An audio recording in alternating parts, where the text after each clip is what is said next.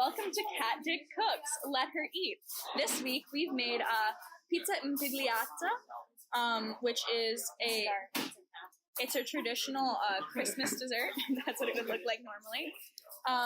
So it's got layers of a bready pastry, and then we've got walnuts, raisins, honey, cinnamon, sugar, etc. And then it's all rolled around into a beautiful rose. So we're just gonna eat it in front of you and see if it's crispy. I'm gonna do what I always do and eat way too close and hope the sound comes through.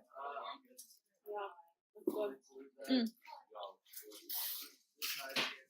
The outer layer Yeah, that's the crispiest. is the crispiest part. The other layers are fairly crispy, just not as crispy as the outside. You can see that breaks. Yeah, and it's like nice. which we doused with egg whites towards the end of our baking process. I think something that went really well today was that we were able to make the stuffing and the dough at the same time, so that we weren't, wasting a lot of time. It was a lot faster than the other weeks. Yeah. But I think maybe if we did it again, we would add more flour to the dough originally, because we had to do that a lot. Yeah, we had to add about 2 tablespoons, and that ended up making our dough a lot breadier. It gave the gluten more time to form because we had